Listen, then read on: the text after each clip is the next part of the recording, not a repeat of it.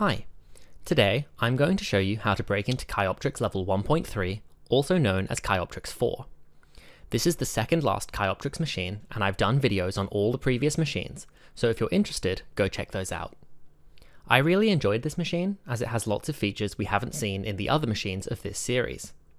As always, I do my best to explain the concepts as I go along, as well as demonstrating the specific commands, so that you can apply what you learn here to other machines. Let's get started. As always, we are going to start by identifying our target IP address. Use ifconfig to show your host IP address, and then use nmap 10.0.2.0/24 to scan for all hosts on that network.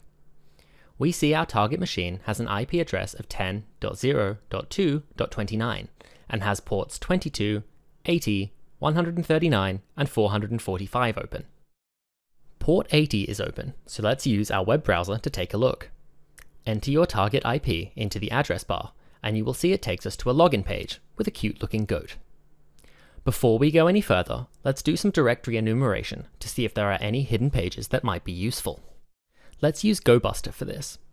The command is gobuster dir -u http://10.0.2.29 -w/user/share/wordlists/directory-list-1.0.txt.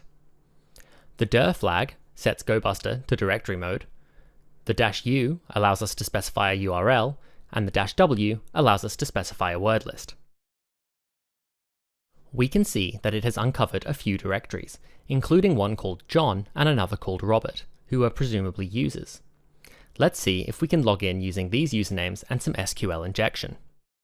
If you want a detailed explanation of how SQL injection works, I cover it in the Kioptrix 1.1 video, and the process here is exactly the same.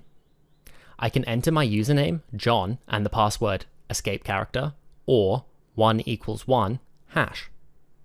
To put it very simply, the login page sends a request to the database for a user named John, and then says, does the entered password match, or is 1=1? Because 1 is always equal to 1, the request gets sent back as true, and we are successfully logged in. We are taken to a member's control panel with login credentials for John. Now, let's do the same for Robert. We are also shown some login credentials for Robert. I actually spent quite a long time trying to decrypt the password string before I realized that string is the password and it doesn't need to be decrypted. Now that we have some user credentials, let's try to access the target system via SSH. Use the command ssh john at 10.0.2.29. Enter the password, my name is John, with the capitalization we were shown in the members page. It opens up a restricted shell and tells us to type help to get a list of available commands, so let's do that. It's a pretty short list. Let's try a command that isn't on the list to see what happens. I'm going to use pwd, which is print working directory. Sure enough, it doesn't work. Let's try to move around with cd ... This should take us up one directory, but instead we receive an error saying forbidden path and that we have 0 warnings left before getting kicked out. There are a lot of ways in which you can escape a restricted shell, but we are going to use Python. Let's use the command echo os.system open bracket open single quote /bin/bash close single quote close bracket. Let's break down what we did here. The echo command is used to print the output of a command to the screen, but in our case, it's simply an available command that we can use to start the command line. We could just as easily have used ls or any of the other available commands. The os.system function is a Python module that will execute whatever string is in between the brackets, but it does so in a subshell, which means it will often bypass the limitations of our restricted shell. /bin/bash is the command to open a bash terminal, and because this command was run in a subshell, it is successful in opening an unrestricted shell. Now that we have a working shell, we want to escalate our privileges to get root access. Let's see if there's anything that we can run with root privileges while still logged in as John by using the command sudo -l and entering our password. Unfortunately, John doesn't have permission to run anything as root. Let's see if we can change that. Navigate to the web directory using cd/var/www and use ls to list the contents. We are looking for credentials to access the MySQL database. Let's use cat to read the checklogin.php file. We can see that MySQL can be accessed with the username root and without a password. Let's log in to MySQL with the command mysql-h localhost-u root.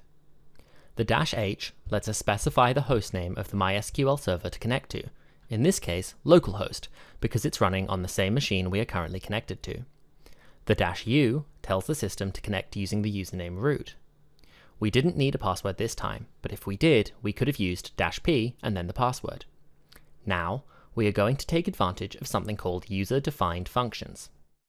User-defined functions, or UDFs, are a way of extending the functionality of MySQL by letting you create your own custom functions that operate in the same way as native MySQL functions do.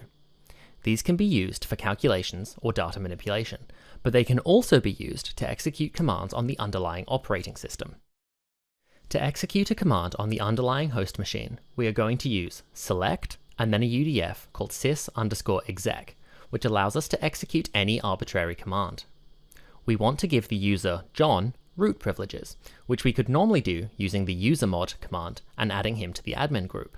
So, our command will read select sys_exec, open bracket, open single quote, usermod, -a, -G, admin, John, close single quote, close bracket, semicolon. The -a appends the user to a new group without removing them from the old one. The -G adds the user to a group, in this case, admin. Let's use quit to exit MySQL. Now, let's try to switch to root using sudo su and entering John's password, which is my name is John. We can see that we now have a root shell, but we can verify this with the whoami command. Let's change to the root directory with cd/root and list the contents. Finally, cat the congrats.txt. So there you have it. We have beaten Kioptrix 4.